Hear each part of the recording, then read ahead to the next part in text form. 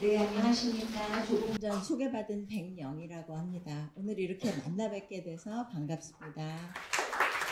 사실 주제를 들었을 때 이걸 어떻게 이야기해야 할까? 혹은 나는 왜 예술 교육의 주변에서 끊임없이 왔다 갔다 하고 있을까?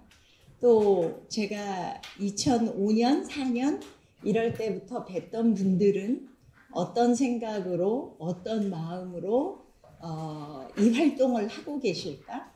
굉장히 복잡했어요.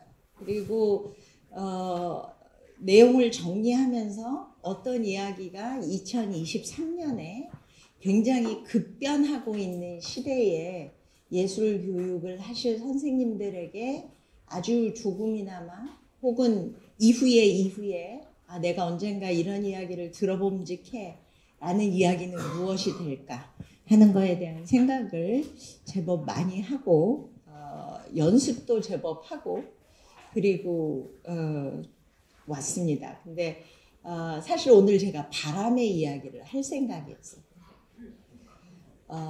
예술이 무엇으로부터 시작되느냐라고 하는 거의 답은 예술은 보이는 걸 통해서 보이지 않는 것을 알게 하고 또 보이지 않는 것을 생각하면서 보이게 하는 힘이 있어서 아마 그 과정을 끊임없이 그 과정에 스스로를 도전하는 분들이 아닌가라는 생각을 했고 과연 그럼 그런 사례를 뭐를 들을까 하다가 바람이라는 생각을 했어요. 그러니까 바람이 보이지는 않아요. 근데 창문을 통해서 바람이 들어와서 뒤에 있는 것이 쓰러지는 것을 보면서 바람이 부는구나. 그러니까 보이는 것을 통해서 보이지 않는 바람을 보는 그런 일들이 일어나고 있고 그것을 이제 예술로 그것을 교육으로 전환해 주시는 작업을 해 주시는 분들이 아닌가라는 생각을 하면서 이야기 시작하도록 하겠습니다. 네, 주어진 시간은 1시간이고요. 선생님들 오늘 일정이 굉장히 빡빡하세요. 그래서 제가 되도록이면 시간 안에 내용을 좀 건너뛰더라도 시간 안에 준비한 이야기, 드리고 싶은 이야기 드리도록 해보겠습니다. 예, 먼저 시를 하나 소개해 드리려고 하는데 짧게 읽어드리면 시를 쓰는 이유를 묻지 말아주세요. 그냥 쓰는 것입니다. 쓸 수밖에 없기에 씁니다. 무엇을 쓰는지는 중요하지 않습니다. 시를 쓴다는 것은 세상에서 가장 짧은 말을 하는 것입니다.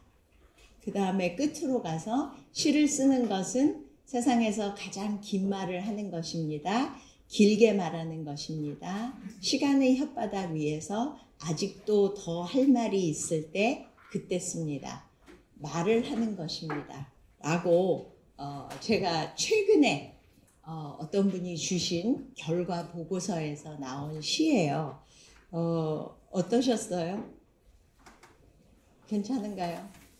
시적인 분이 쓰신 것 같으신가요? 아닌 것 같으신 분은 혹시 안 계신가요?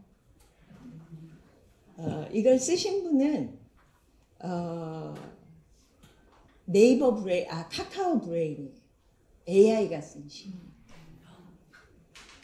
이전에는 제가 문화예술 교육을 처음 강의하고 다닐 때에는 예술이 인간의 고유의 컨텐츠라고 해요. 그리고 인간이기 때문에 느끼고 생각하고 표현한다라는 이야기를 했는데 이제 굉장히 엉뚱한 데에서 이렇게 말하면 과학기술 하시는 분이 아침부터 뭔 얘기야? 라고 하시겠지만 AI가 이제 주어를 주면 이게 카카오에서 만든 브레인의 AI가 GPT라고 하는 프로그램을 통해서 만든 책이고 이제 이런 프로그램들이 많이 공유되고 있는 것 같아요. 사실은 읽으면서 저한테 주어졌을 때는 작가의 이름이 없는 상태로 주어졌는데 시로 문학을 하시는 분은 아니지만 근데 뭔가 느끼는 게 좀 빠진 것 같은 듯한 느낌이었었는데 나중에 그 이야기를 듣고 그러면 이제 인간 고유의 예술이라고 하는 활동, 인간이기에 느끼고 생각하고 표현한다는 이 부분을 어떻게 교육적으로 만들어야 할까? 또 우리를 부지런히 막 열심히 쫓아오고 있는 이 AI와는 어떤 방식으로 함께 할까? 경쟁하기보다는 함께 할까 하는 거에 대한 생각을 잠깐 했죠. 제가 항상 많은 분들이 문화예술 교육에 대한 이야기를 할 때 법에서는 문화교육, 예술교육을 분리해서 얘기하고 있어요. 그리고 많은 분들은 그 분리된 것 안에서 문화교육적 접근, 예술교육적 접근이라는 말도 쓰시는데 저는 아주 처음부터 제가 생각했던 거는 물론 제 베이스 때문에 제 경험 때문에 그럴지 모르겠는데 저는 예술이 교육을 받게 해서 사회가 변할 거라고 생각했어요. 아마 선생님들의 마음속 어딘가에도 선생님의 전공이고 선생님의 전문 분야인 예술이 그것을 교육과 결합해서 언젠가는 더 좋은 조금이라도 살기 좋은 사회로 만들 수 있지 않을까라는 생각을 했고 아마 그런 생각이 문화예술교육 혹은 예술교육을 제가 문화교육은 자꾸 빼버리는 것 같아서 죄송합니다. 만은 저는 문화를 더 큰 개념으로 생각하고 있어서 아마 그래서 궁극적으로 우리가 아쉬워하고 안타까워하고 또 서로 교감하고 교류하는 그런 문화를 만들어 줄 수 있지 않을까? 그래서 아까 얘기했던 이제 문화 다양성에 관한 거라든가 이런 문제들이 예술과 교육이 정말 건강하게 결합해서 성장할 수 있다면 어린이나 우리 모두가 성장할 수 있다면 이 문제가 조금은 쉽게 풀어지지 않을까라는 기대를 가지고 이 분야에 혹은 이 영역에 머무르고 있는 것 같습니다.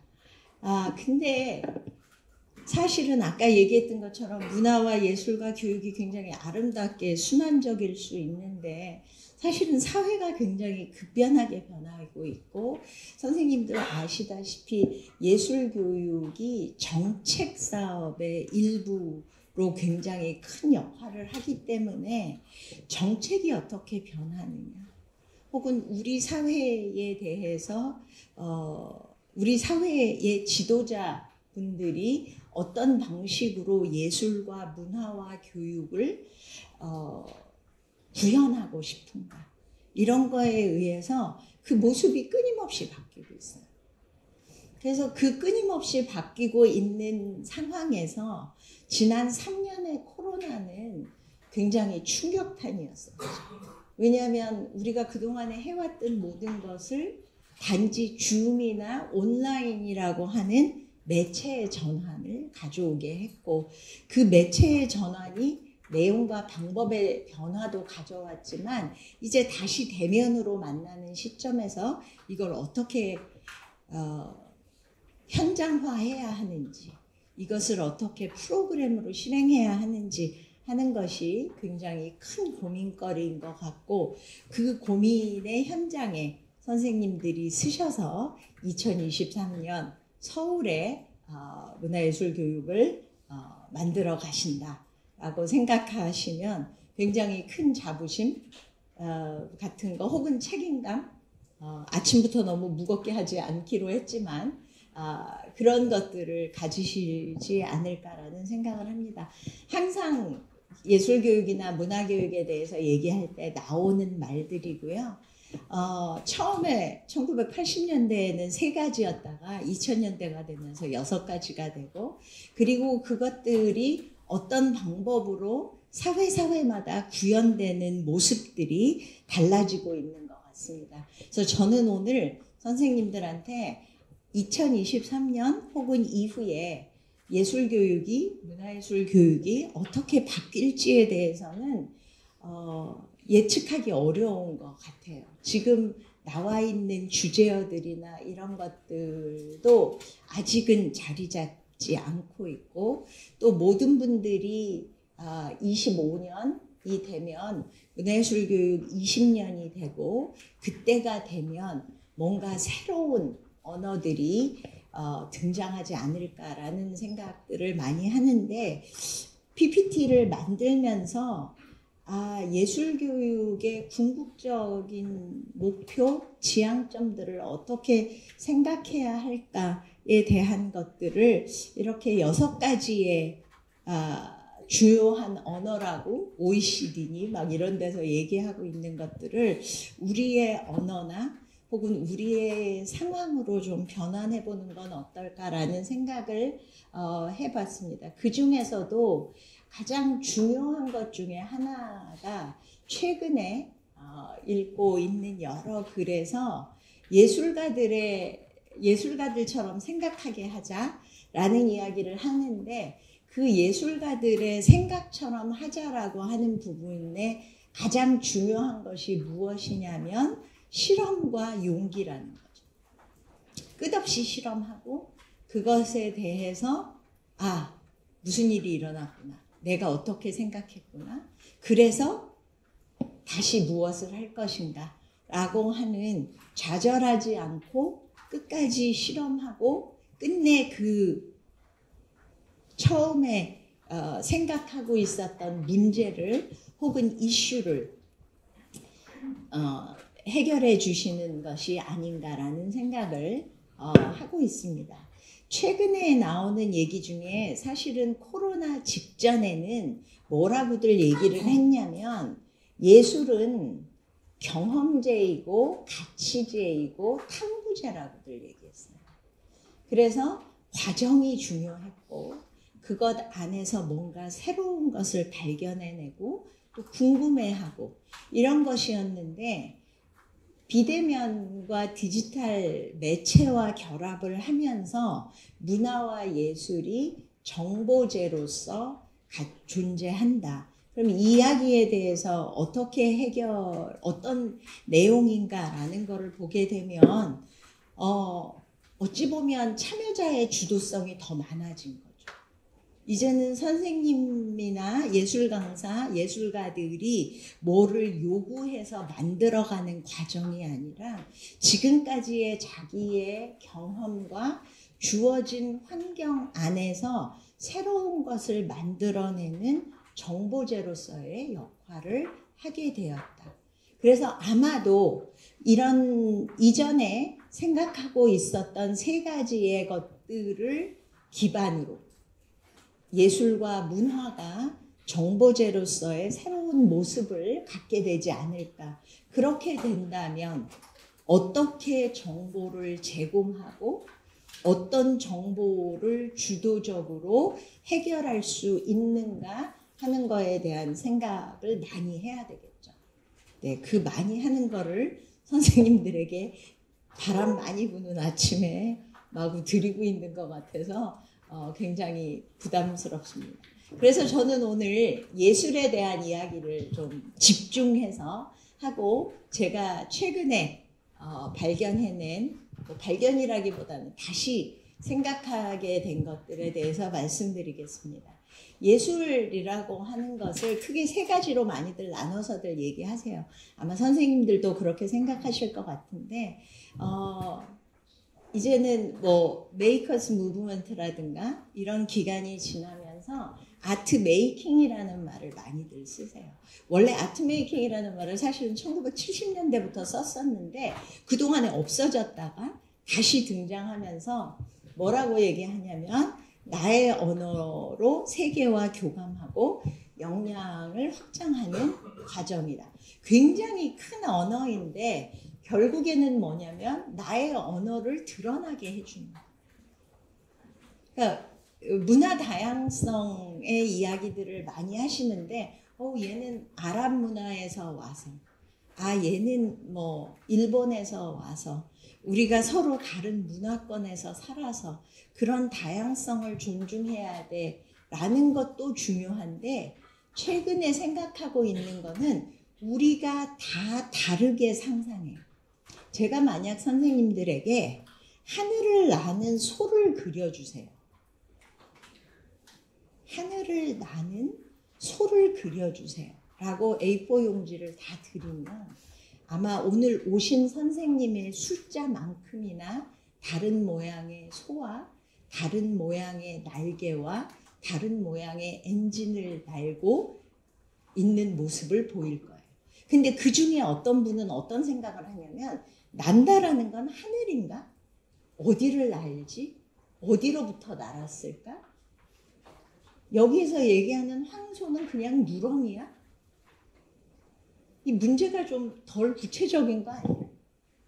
너무 날 믿나? 라고 질문하는 것 역시도 창작 안에 들어가는 거예요. 그리고 그 어떤 황소가 하늘을 날게 될지는 모르겠지만 그것을 하기 위해서 굉장히 많은 생각을 하는데 그 생각이 상상력이자 크리에이티브 파워예요. 그래서 정말로는 날지 못할지라도 종이 안에서 혹은 그것을 몸으로 표현해 주시는 과정에서 굉장히 다양한 언어들이 나오고 우리는 그 언어를 야 그렇게 해서 소가 날겠어? 너 소가 얼마나 무거운 줄 알아? 이런 소리보다는 정말 난다라고 하는 것에 대한 개념 또 소라고 하는 굉장히 육지에 흙에 머무는 짐승 이 둘의 결합에 대해서 어떻게 창작하고 내 언어를 만들어내느냐 또 그것을 통해서 아까 말씀드렸던 것처럼 눈에 보이는 것으로부터 보이지 않는 것을 알게 하는 것. 또 같은 것을 보더라도 혹은 같은 것을 듣더라도 그것에 대해서 생각하고 풀어내는 방법이 다른 것. 이런 것도 어찌 보면 문화 다양성의 일부라고 생각을 합니다. 그래서 선생님들이 과연 물론 문화예술 교육 제일 많이 얘기할 때 정답은 없어요 라고 하지만 마음에 가는 작품은 있잖아요. 조금 더 선호하는 것은 있고 내가 생각했던 것과 조금 더 가깝게 가고 있는 거는 있는데 그 가깝게 가고 있는 것을 내려놓고 그 경계를 풀어주는 상황이 바로 문화 다양성으로 우리가 조금 더 가는 길이 아닌가라는 생각을 하고 저는 아주 처음부터 예술은 성장이라고 생각했고 자꾸 제 것을 강요드리는 것 같지만 제가 이런 얘기를 하면 선생님들 안에서 이후에 모든 활동하실 때에 예술이 정말 성장이야? 나는 성장이라기보다는 이거라고 생각하는데 라고 해서 선생님들의 다양한 대화가 일어날 수 있는 근거 자료를 드린다 라고 생각해 주시면 더 좋을 것 같습니다. 그래서 이런 세 가지를 선생님들이 이제 작가분들이 하시는 거죠. 제가 어저께 사실은 교육청에 가서 강의를 해서 계속 선생님이랑 얘기를 했어요. 그래서 사실은 작가분들이고 예술 하시는 분들인데 선생님이라고 자꾸 얘기해서 죄송합니다. 작가분이라는 말을 생각하고 있음에도 불구하고 어제 강의했던 것에 흔적이 남아서 그렇다. 그래서 예술의 힘을 믿으신다면 과연 예술의 힘은 어디로부터 오는 걸까? 예술가처럼 생각하는 것으로부터 올 것이다. 그러면 예술가인 나는 어떻게 생각하는가? 그러면 예술의 힘이라고 하는 것, 소프트 파워라고 하는 예술은 궁극적으로 무엇인가? 말씀드린 것처럼 질문하고 그냥 아이들한테 하늘도 필요 없어요. 황소가 날아가는 걸 그려봐 라고 했을 때에 아무런 질문 없이 왜 그려요는 조금 문제의 질문이기는 하지만 황소가 나른다. 어디에서 어디로? 어떤 모양으로? 이런 거 다 질문인 거예요. 그리고 그 질문을 통해서 아이들은 기계화되지 않는 거죠. 그러니까 예를 들면 아까 시를 쓰는 이유라는 시를 쓴 AI에게 황소가 하늘을 날러 혹은 황소가 날라 그림으로 그려봐 라고 하면 아마 딥러닝을 통해서 황소가 나는 것과 가장 유사한 예술품을 찾아서 보여줄 거예요. 근데 우리는 그런 기계적인 딥러닝이 아니라 우리 스스로 황소가 난다라고 하는 것에 대해서 질문하고 그것에 대해서 종이의 스케치로 혹은 내 몸으로 실험해보고 그 실험을 통해서 내 생각을 나와 같이 있는 동료들과 나누고 같이 웃고 이러는 것들을 통해서 그런 교육을 통해서 불확실하지만 야 그게 나를 수 있어? 라고 하지만 그 불확실성을 수용해주고 새로운 아이디어를 만들어 나가는 것 이것이 곧 교육과 예술이 결합되는 상태이고 그것을 통해서 우리가 기대하고 있는 예술의 힘이라는 것 결국에는 예술가처럼 선생님들이 예술을 대하면서 예술에서 일어나고 있는 이슈를 해결하는 데와 같은 생각을 하는 사람으로 함께 성장하는 것이 아닌가라는 생각을 합니다. 제일 크게 변한 거를 좀 말씀드리면 여기에 나와 있는 것은 19세기와 20세기 초에 예술의 미학자들이 예술은 이런 거야 라고 한 리스트예요. 그래서 의미라고 했고 형식과 구조라고 했고 감정이라고 했고 즐거움이라고 한 건 프로이드고요. 그 다음에 놀이라고도 했고 이것들이 이런 내용들이 한 1900년대 중반까지 나왔는데 이제 예술이 무엇이냐라고 물으면 이렇게 얘기해요. 생각하고 표현하고 찾아내고 공감하고 무엇인가 읽고 표현할 수 있는 역량을 가지게 되는 것이고 다른 상황을 해석하고 그리고 제일 중요하다고 할 수 있는 것은 자기의 주도성을 갖는 거죠. 나의 주도성은 무엇인가? 내가 연극 활동을 통해서 내가 해석한 것들을 가지고 어떤 주도성을 갖게 되는가. 이런 것들이 예술의 요소로 굉장히 미학적인 언어들에서 달라지고 있어요. 아마 한 3, 4년이 지나면 이거에서 다음 단계로 또 변할 거예요.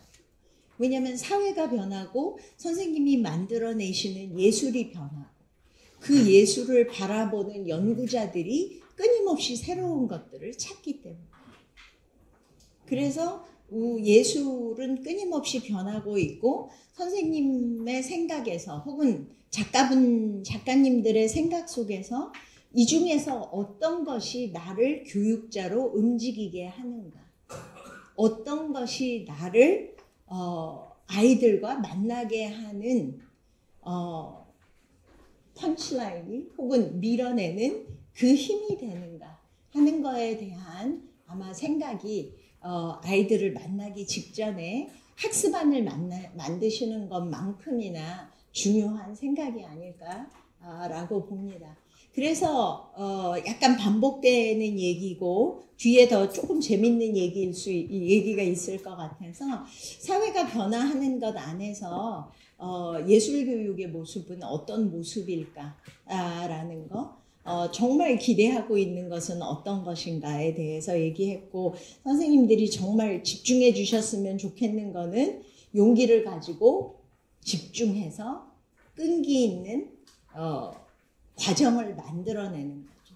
왜냐하면 가끔 현장에 가서 보면 너무 쉽게 너무 간단히 뭔가를 하라고 했으니까 라는 이야기를 하는데 아마 이전에는 동기부여에 대한 이야기들을 많이 했을 텐데 이제는 약간 언어가 바뀌어서 동기부여의 막 7단계 이런 얘기 하시는 건 너무 부담스러우니까 그거보다는 실패해도 다시 일어나서 다시 하겠다고 하고 또 그 끈기 속에서 뭔가 언어를 찾아내고 또 자기가 만들어낸 언어를 사람들과 아이들과 동료와 가족과 같이 볼 수 있는 그런 과정들을 생각하시리라 생각합니다. 네, 항상 제가 사실은 15년 6년에 서울문화재단에서 통합예술교육이 무엇인가라고 하는 연구를 하면서 책을 썼는데 그때 나머지 것들은 기억도 더 나지만 그 책을 쓰는 과정에서 제가 찾아낸 가장 중요하고 가장 예술 하시는 분들과 항상 나누고 싶은 것은 뭐냐면 예술 교육이 궁극적으로 무엇이냐라고 하면 여기에서 얘기하는 경험인 거예요. 우리가 경험의 기회를 주고 그들은 경험을 하고 그 경험이 무엇인가 새로운 것을 만들어내는데 그 만들어내는 것의 과정에서 좀 더 집중하고 끈기를 가지고 나 안 해가 아니라 조금 더, 한 번 더 라는 용기를 가질 수 있는 것이 아닌가. 뇌과학자들이 만들어낸 얘기예요. 인간이 무엇이냐면 DNA와 부모로부터 받은 생물학적 DNA와 경험의 결합체다. 그래서 모두에게는 이 경험이 너무너무 중요한 거죠. 그래서 그 경험을 어떻게 만들어내느냐, 무엇을 선택하고 어떤 방식으로 이야기를 만들어내느냐 하는 것이 아마 선생님들의 가장 큰 태스크가 아닌가라는 생각을 합니다. 죄송합니다. 그래서 경험이 뭐냐, 물론 두이가 경험에 대해서 얘기했어요. 근데 그것보다 정말 경험은 뭔가라는 걸 보면 어떤 사건이 일어나요. 오늘 아침의 경험은 뭐였었냐면 제가 여의도 바로 끝자락에서 살고 있는데 여의도에서 정말 다리만 건너면 되는 데서 살고 있는데 1시간이나 일찍 내비한테 물어봤어요. 서울문화재단 가려면 얼마나 걸릴까? 그랬더니 38분. 이래서 그러나 교통사정이 바뀌고 바람 분대니까 1시간을 일찍 나왔는데 길이 너무 막혀요. 그래서 막 2대 앞을 언젠가 한번 특강 간 덕분에 주차료를 안 내고 후문에서 정문을 뚫고 갈 수 있어서 그것도 뚫고 가고 또 내비에게 계속 두들기면서 저는 거의 컴맹의 수준이라 뭐든지 답답하면 두들겨보고 막 두들기며 어떻게 가야 해? 라는 거를 물어보는데 별로 신통한 대답을 안 해줘요. 그러다가 아이가 화가 났는지 통신이 좋지 않아서 끊어졌습니다. 라고 해서 굉장히 당황하고 굉장히 이거 어떻게 가지? 전화를 해야 되나? 막 그 사건 속에서 문제 해결을 하고자 했어요. 그러다가 생각했던 거는 뭐냐면 진정하고 기다려야 해.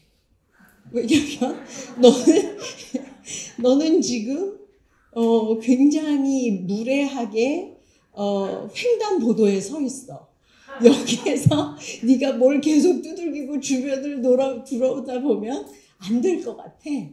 라는 생각을 하고 그래 심호흡을 하고 기다려보자 라고 했더니 매를 안 맞으니까 내비가 GPS를 잡아서 가는 길을 알려주는 거야. 그래서 생각한 게 뭐냐. 이 아이도 약간의 느낌은 있나 보다.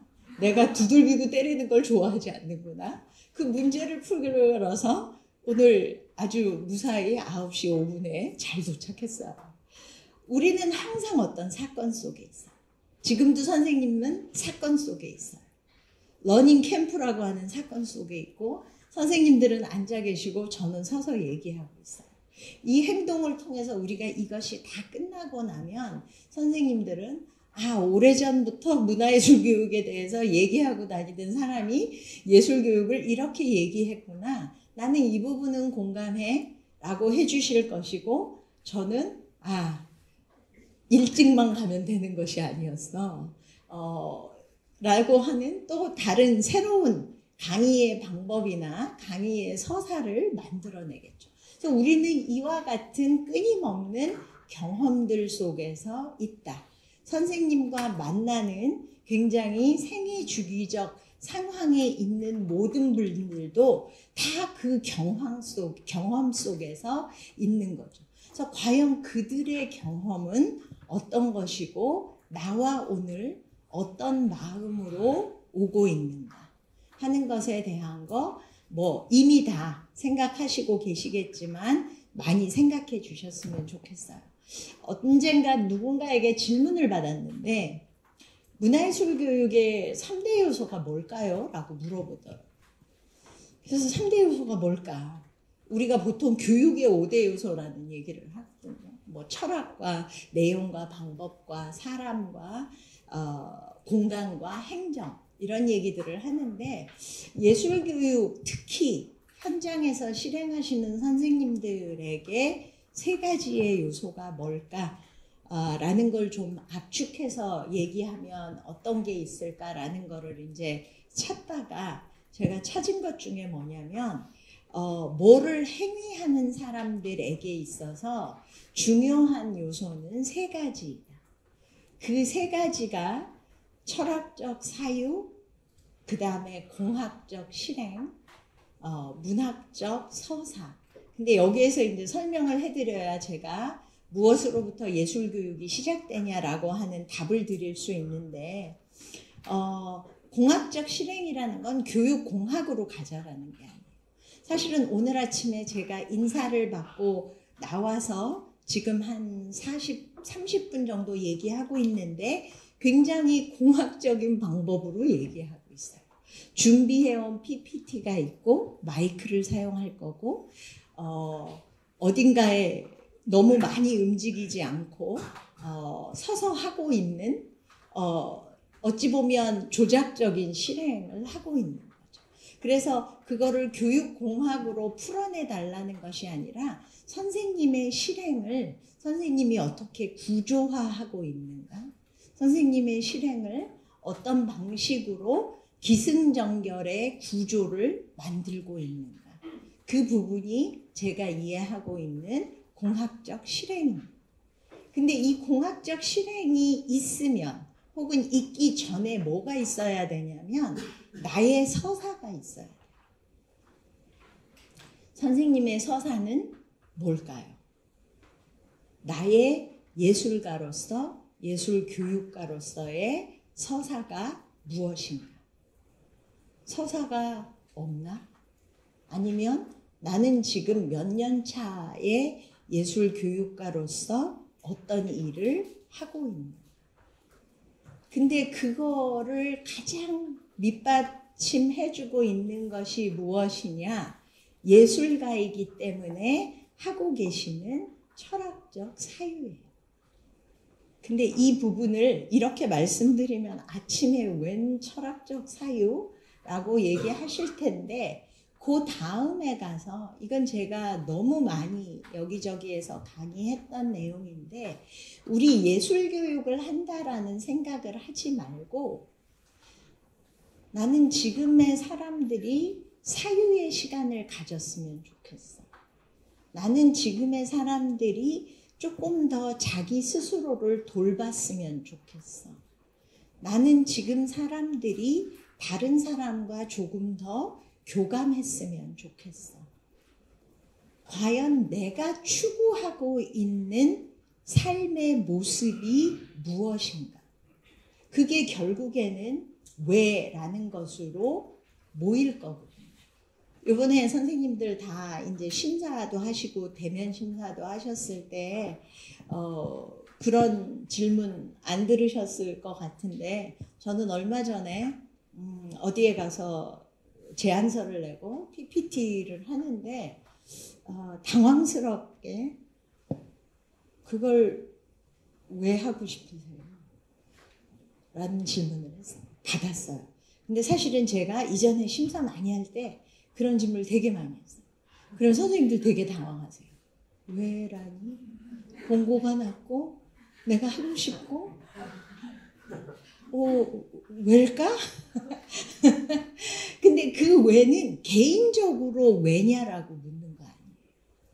선생님이 믿고 있는 예술교육의 심지, 선생님이 핵심이라고 생각하는 선생님의 가슴 속에 있는 예술의 코어 컨셉이 무엇이길래 그것을 유아와 시민과 청소년과 나누고 싶으세요?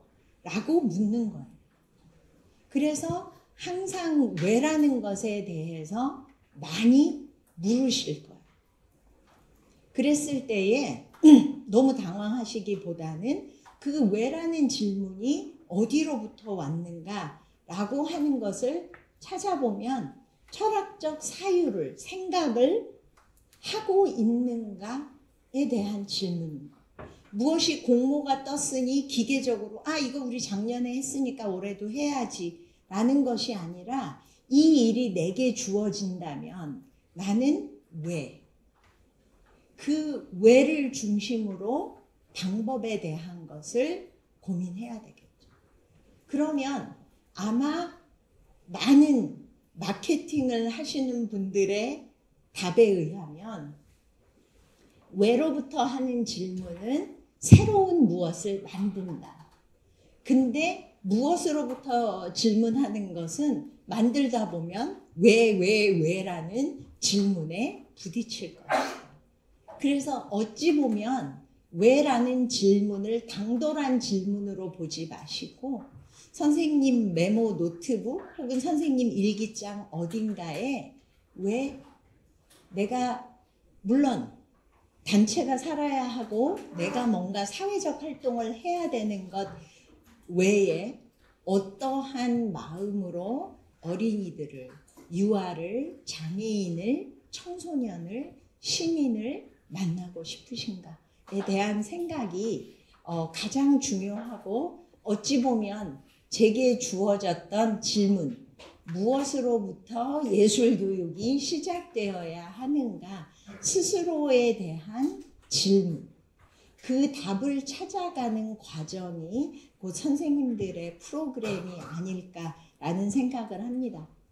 자, 그래서 제가 선생님들에게 가지고 계신 메모지에 선을 그려 달라라는 얘기를 이제 할 생각이었어요. 약간 엑서사이즈처럼. 그래서 선을 그리라 그러면 보통 이렇게 쭉 한 선을 그려요. 그리고는 이제 가끔 선이 뭐니? 그러면 이제 지점 A에서요. 지점 B로 연결되는 게 선이에요. 수학 과외 열심히 했네요. 가 되는 건데 사실 예술가에게 있어서 선은 포인트 A에서 포인트 B를 가는 것뿐 아니라 수직선이자 수평선이자 사선이자 곡선이자 산책하는 선이자 머무르는 선이자 생각하는 선이고 능동적인 선이고 수동적인 선이고 환한 선이고 행복한 선이고 강한 선이고 무정규적인 선이고 무섭게 달려가면서 무서운 선이고 쉼없이 걷고 걸어 어디론가 이르는 선이고 다른 선과 만나 굵어지는 선이고 가늘어지고 넘어지고 반복되는 선이고 진동하는 선이고 끊임없이 움직이고 만나고 방향을 바꾸는 선이고 선은 움직임이에요. 근데 우리가 미술 시간이나 이런 때에 그림 시각할 때에 선에 대한 이야기들을 많이 하고 자 우리 오늘 몸풀기를 선의 움직임으로 해보지 라고 하는데 과연 그들에게 선에 대해서 이런 경험을 하게 하는가? 아니면 나는 아이들에게 선을 어떻게 경험하게 하는가? 그래서 그 답을 파울 클레이의 시각에서 찾았어요. 물론 아까 얘기했던 모든 선이 다 있지는 않는 거. 그러나 파울 클레라고 하는 작가는 선이라고 하는 것을 가지고 이 작품 외에도 엄청나게 많은 드로잉을 했고 그 드로잉 안에서 아까 얘기했던 수직선, 수평선, 사선에서 움직이는 선, 또 끊임없이 움직이고 만나고 방향을 바꾸는 선을 그린 거죠. 그래서 아까 말씀드렸던 것처럼 선을 그리라고 하는 하나의 작업에 대해서도 이 선의 작업이 왜 필요할까? 또 아이들에게 선 쭉 긋고 지난번에 저희 대학원생들하고 했는데 선을 그려보라니까 이렇게 그냥 우선 선을 그려보라 그랬더니 얘기하는 게 A4 용지랑 펜이 없어요 라고 해서 좀 많이 노려보고 째려보고 그리고 이제 A4 용지와 펜을 가져다 주고 했더니 그냥 이렇게 그려버리고 그리고는 어린이와 마찬가지로 몇 개 그려요. 정말 녹화만 안 된다면 그 순간에 그 섬광처럼 지나갔던 생각들. 근데 얘기는 아까 얘기했던 것처럼 선을 그려요. 황소가 날아가요. 라고 얘기했는데 누구도 질문하지 않았어요. 무슨 선이요? 어떤 선인데요? 선을 왜 그려요? 아무도 질문하지 않고 너무나 기계적으로 그렸어요. 그래서 아무리 7차 교육과정의 어린이들이 상상력이 풍부해졌다 하더라도 아직 예술가분들이 생각하고 계시는 자기의 언어를 풍성하게 하고 자기가 생각하고 있는 것들을 생각하면서 답을 찾아가는 것들에게는 일반 우리 학생들조차도 좀 부족하지 않은가. 그러면 그들에게 이 문제를 어떻게 풀어야 하는가. 경험으로 체화시키고 주도적으로 질문할 수 있게 만들어야 돼요. 바로 그런 외가 선생님들의 예술교육을 선생님을 예술교육으로 오게 만드는 거라고 하겠죠. 한때 놀이가 굉장히 유행했어요. 저도 연구를 하면서 코로나 전후 해가지고 놀이 마치 놀이가 예술인 것이죠. 그러나 교육하고는 조금 다른 거예요. 제가 호주에서 오신 분들하고 놀이 워크숍을 했는데 그분들이 뭐라고 얘기를 했냐면 놀이와 교육은 근본적으로 출발이 달라. 놀이는 어찌 보면 아이들이 만드는 질서와 과정이야. 근데 교육은 목표지향적이야. 아무리 한국의 문화예술 교육이 목표가 없다 해도 본인의 눈에는 이들이 목표를 향해서 달려가고 있다. 왜냐하면 선을 그리는 이유는 다음 행동을 하기 위한 준비 작업이었다. 선을 그리는 그 자체가 놀이가 아니었다는 거. 그래서 과연 놀이와 교육을 다르게 본다면 선을 그리는 것이 놀이였는가? 아니면 내가 하고 싶은 것에 가는 과정이었는가? 여전히 나는 목표지향적으로 운영하고 있는가에 대한 생각을 해주시면 좋겠고요. 그 다음에 아까도 말씀드린 것처럼 예술이 무엇이냐라고 하는 것에 대한 답은 언어로, 그러니까 예술의 언어를 갖게 되는 거예요. 그럼 예술의 언어를 갖게 되면 그 언어는 마이크, 포인터가 아니라 포인터와 마이크를 들고 있는 나의 서사가 되는 거예요. 그래서 그 서사에 대한 고민해 주셨으면 좋을 것 같고 예술가들에게 예술 작품에 대한 것들을 이제 어떤 방법으로 과정을 얘기하세요 라고 했는데 빈센트 밴 고흐가 쓴 글 중에 나무나 이런 것들을 많이 그렸는데 거기에서 뭐라고 얘기했냐면 땅을 기고 비를 맞고 어디에도 없는 나무의 모습이 드러날 때까지 기다리고 또 기다림. 그 기다림을 통해서 나무의 세상에서 어느 순간에도 없는 그 모습을 캡처해서 작품으로 만드는 거예요. 그래서 예술의 과정을, 예술의 서사를, 연극을 만들고 무용극을 만들고 시각으로 전시를 만드는 것만큼이나 과연 우리는 그 과정을 어떤 방식으로 만들고 있는가? 또 만약 아까 처음에 제게 주어졌던 질문인 왜 혹은 무엇으로부터 예술교육을 시작하냐라고 했을 때에 제 답은 왜라고 하는 것과 그 다음에 그 과정의 설계를, 그 지난한 과정의 설계를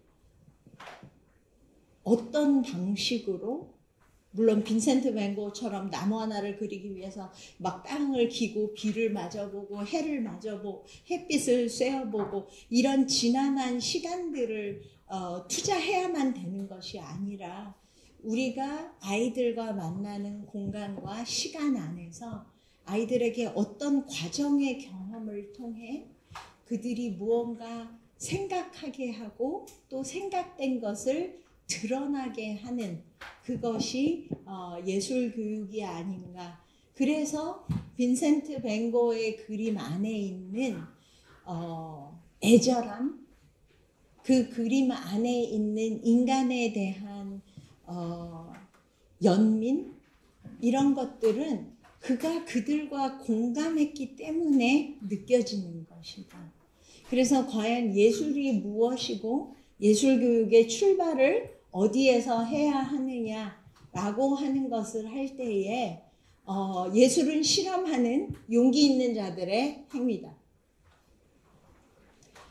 새로운 변수에 흥미를 느끼고 기대한 것 과정 그 이상을 찾아내는 거다. 그리고 해결의 의지가 있는 자들만이 질문하고 쉼없이 움직인다. 아마 우리 대학원생들에게, 그들은 다 예술경영대학원에 안에 있어요. 그래서 언젠가 예술을 경영하고 싶어 해요. 그래서 이제 제가 했던 말 중에 하나는 예술을 경영하려면 막 조직, 관리, 예산 이런 것만을 잘 아는 것이 아니라 예술과 예술가를 이해하고 그들이 어떤 상황에서 예술을 할 수 있는 그들의 경험의 상황들을 만들어줘야 되지 않겠느냐라고 해서 끊임없이 경영대학원에서 왜 교육을 하고 있는 네가 여기서 강의를 해?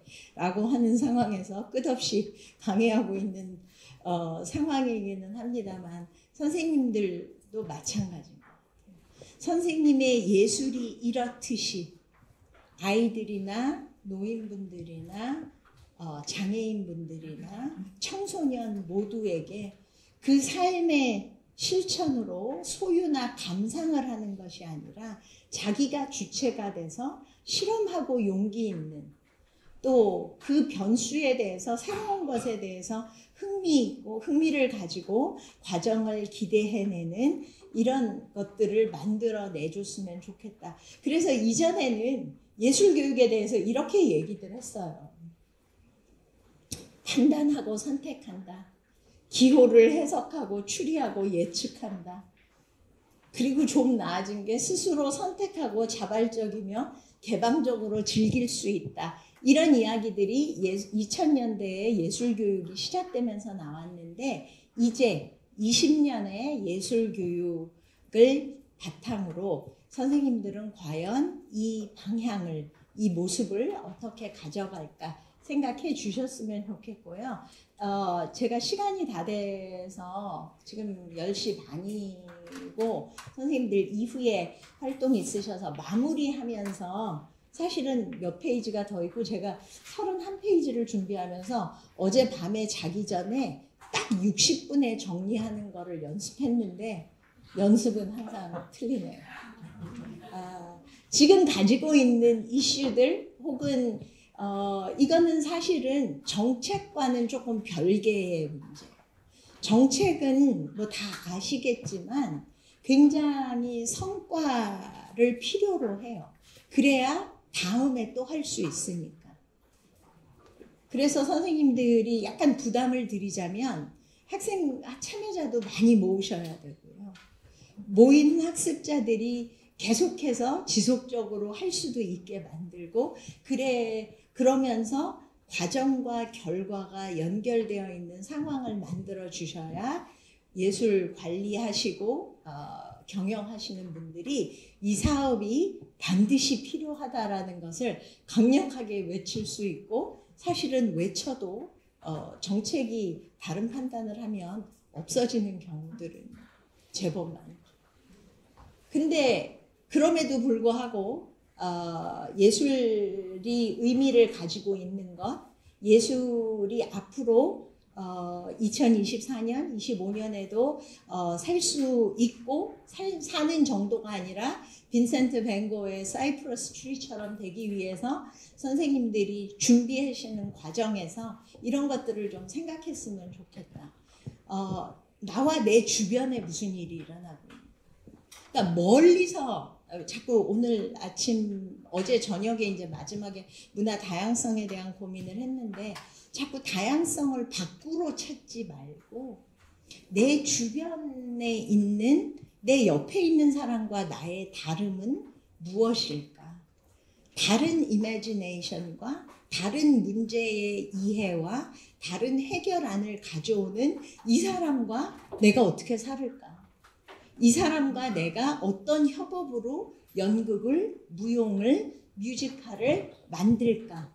그래서 그 주변의 상황을 인식하는 거, 그리고 나는 해본 적이 없는데 아마 노인분들하고 해보신 분들 항상 경험하시는 것 중에 하나가 뭐냐면, 내가 정말 초등학교 이후에 그림을 안 그려봤는데, 내가 초등학교 이후에 남 앞에서 서본 적이 없는데, 그러면서 그 남 앞에서 쓴다라는 것에 대한 두려움 없는 경험.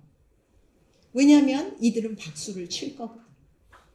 그리고 나는 이 순간을 위해서 열심히 노력했거든.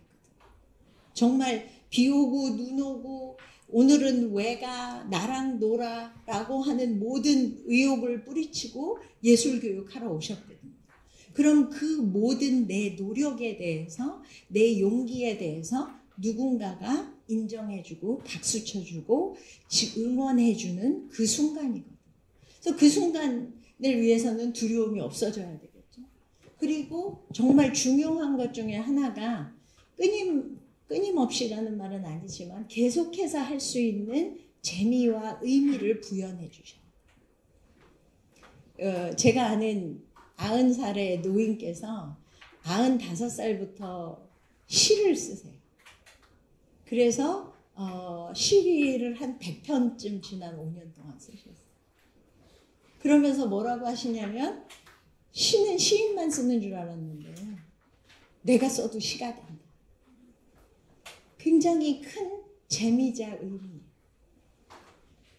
그래서 그런 것들을 어떻게 만들어내느냐, 사람 중심의 상황. 항상 교육자들을 볼 때 두 가지를 중심으로 보는 것 같아요. 하나는 컨텐츠에 대해서 집중하시는 분이 있어요.